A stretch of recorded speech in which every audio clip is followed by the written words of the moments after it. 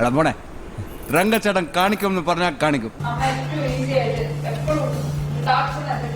എന്തോ കിച്ചണേ കേറത്തില്ല. ചതിച്ചതാണല്ലടാ. പുറത്തോട്ടോ ഞാൻ വെട്ടിക്കൊല്ലും. വിവരവും വിവേകവും ഇല്ലാത്തവനാണേ. എന്തോ കിച്ചണേ കേറത്തില്ല. എന്തോ സ്വന്തം കുടുംബത്തിലെ താളപ്പിഴകൾ എന്റെ ഉമ്മറത്തെ അലക്കി വെളുപ്പിക്കേണ്ടത്. പീലാത്തോസ് കർത്താവിനോട് ചെയ്തതിലും വലിയ ചെയ്താണല്ലോ ജോയി നീ എന്നോട് ചെയ്തത്. എവിടെ ഇതൊരു നടക്കി പോണ ലക്ഷണം ഇല്ല. ഞാൻ ഇവന്റെ കയ്യിന്ന് 2 എണ്ണം വാങ്ങിച്ചിട്ടേ പോവുള്ളൂ.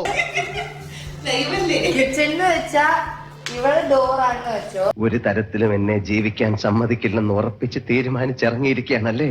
ഇതാ കിച്ചണില് അമ്മാണ് നിന്നോട് സന്ധ്യ അതൊതുക്ക്.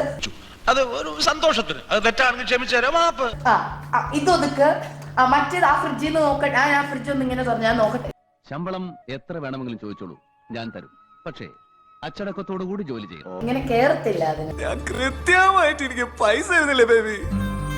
പോയി പണിയെടുക്ക് ബേബി, പോയി പണിയെടുക്ക്. വെറുതെ അതുകൊണ്ട് ആ ക്വസ്റ്റ്യൻ ഫ്ലോപ്പാ. എനിക്കൊന്നും ഓർമ്മ വരുന്നില്ല ഈശ്വര. അൽഷിമേ നീ ഒന്നും പണയണ്ട. അപ്പൊ നമ്പർ 1 പൊളിഞ്ഞു. ഇനി അടുത്തത് പറ. എന്നാലും ബോംബെയിലെല്ലാം വെച്ച് ഞാൻ നിങ്ങളെ ഒലക്കേലൊരു കോടാങ്കി ശാസ്ത്രം. എന്റെ അമ്മ 3 വയസ്സുള്ളപ്പോ ഉണ്ടാക്കിയൊന്നും എനിക്ക് ഓർമ്മയില്ല.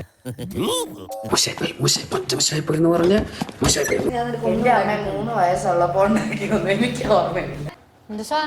അത് ശരി. അപ്പൊ ഇവിടെ ആർക്കും എന്നെ വിശ്വാസമില്ലേ? ഇല്ല. മുതലാളി എങ്ങനെ വിശ്വസിക്കും? ശരി, എങ്ങനെ വിശ്വസിക്കും? എന്നാ പിന്നെ വരാനുള്ളത് ഏതെങ്കിലും ഓട്ടോ പിടിച്ചു വരും മുമ്പ് ഞാൻ പോട്ടെ.